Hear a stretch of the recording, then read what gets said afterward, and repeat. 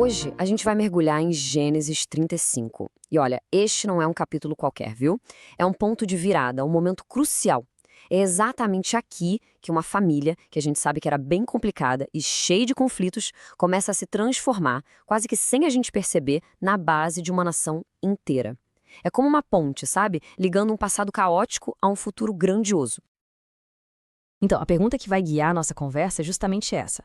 Como é que pode uma única família, com todas as suas falhas, todos os seus dramas, virar uma nação? Gênesis 35 nos dá umas pistas bem fascinantes sobre isso. Vamos começar a juntar essas peças. Bem, tudo começa com uma ordem de Deus, um chamado para voltar às origens. Jacó é instruído a retornar para Betel, um lugar com significado gigantesco para ele. É bom a gente lembrar que foi ali, anos antes, quando ele era um fugitivo assustado, que Jacó teve seu primeiro grande encontro com Deus. Voltar para lá é tipo fechar um ciclo. E a reação de Jacó é impressionante. Ele não pensa duas vezes. Aquele Jacó que a gente conhecia, meio enganador, meio hesitante, esquece. Agora ele assume a liderança com firmeza.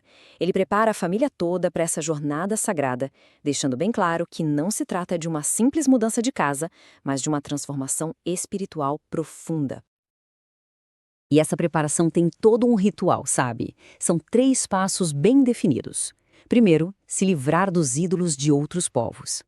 Segundo, um ato de purificação. E terceiro, trocar as roupas. Cada passo desses tem um peso enorme. É um símbolo de deixar para trás o passado, as influências de fora, as impurezas, a identidade antiga, para poder abraçar um futuro totalmente novo. Essa purificação toda prepara o terreno para a próxima fase da jornada, e é uma fase de contrastes absurdos. De um lado, promessas divinas de um futuro incrível, e do outro, a dor real, esmagadora da perda humana.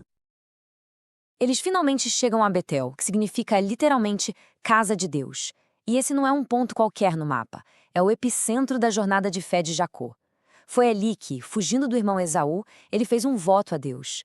Voltar a Betel, então, é acertar as contas com o passado e renovar essa aliança, que é a base de tudo. E lá em Betel, a promessa de Deus sobe de nível. Não se fala mais apenas em descendentes. A conversa muda. Agora, a promessa é sobre uma nação e sobre reis que sairão dele. É nesse momento que o destino de Jacó, como pai fundador de um povo, é selado de uma vez por todas. E com uma responsabilidade desse tamanho, vem também uma nova identidade. Deus confirma o novo nome dele, Israel, que quer dizer aquele que luta com Deus. É como se o apelido Jacó, o enganador, fosse oficialmente aposentado. A partir daqui, ele é Israel, o pai de uma nação.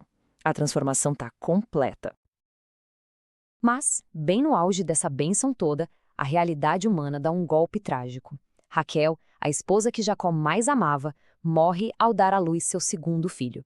É um baque devastador que nos lembra que, mesmo no meio das promessas de Deus, a vida é frágil e cheia de dor. E essa tensão entre a dor e a esperança fica perfeitamente clara nos nomes que o bebê recebe. Raquel, em seu último suspiro, o chama de Benoni, ou seja, filho da minha dor. Pesado, né? Mas Jacó, num ato de fé, de resiliência, muda o nome para Benjamim, filho da mão direita, um nome que significa força e honra. É como se ele se recusasse a deixar que a dor definisse o futuro da sua família. A partir desse momento de dor e de decisão, a história muda de tom. O foco sai um pouco do drama pessoal e se volta mais para a organização.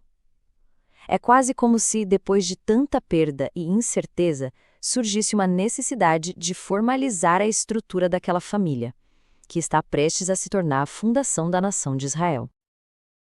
E aqui, a gente tem a lista oficial. É como se fosse o censo fundador da nação. Pela primeira vez, os 12 filhos aparecem listados juntos, organizados por suas mães, Lia, Raquel e as servas delas.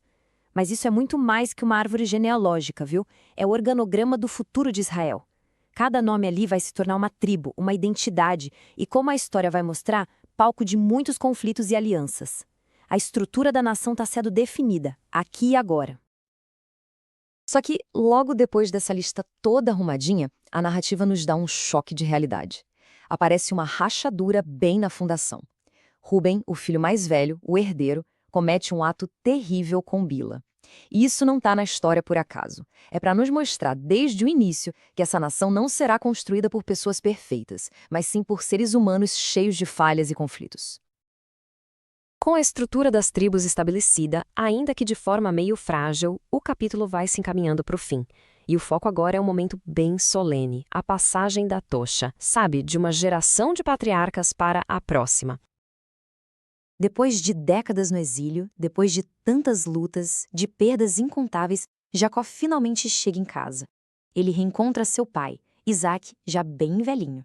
A longa e difícil jornada que começou com uma fuga desesperada, agora termina com um retorno em paz. O ciclo se fecha. Isaac viveu até os 180 anos. Na simbologia da Bíblia, isso não é só um número. Representa uma vida plena, uma jornada completa. A morte de Isaac não é uma tragédia, mas sim o fim natural de uma era gigantesca. A era dos patriarcas fundadores, Abraão e Isaac, que agora abrem caminho para a próxima fase da história.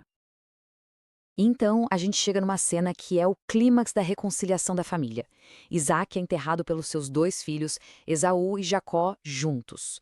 Os 2 irmãos, cuja rivalidade deu início a toda essa saga, agora estão reunidos em paz para honrar o pai. Isso é muito mais que um funeral. É a cura de uma ferida antiga e o sinal de que o bastão foi de fato passado para a próxima geração. Então, qual é a grande mensagem de Gênesis 35, afinal? É uma história de transformação. O capítulo pega uma família despedaçada pela dor, pelo conflito, por erros, e a reorganiza. Dá a ela uma estrutura e um destino guiado por Deus. É a passagem do caos de uma família para a ordem de uma nação. E isso nos deixa com uma reflexão final, que talvez seja a mais importante de todas. Como é que uma narrativa sobre um destino grandioso, cheia de promessas divinas, pode ser, ao mesmo tempo, tão honesta sobre a dor, o pecado e a fragilidade das pessoas? Essa tensão, essa briga entre o ideal de Deus e a realidade humana, talvez seja esse o verdadeiro coração dessa história que continua ecoando até hoje.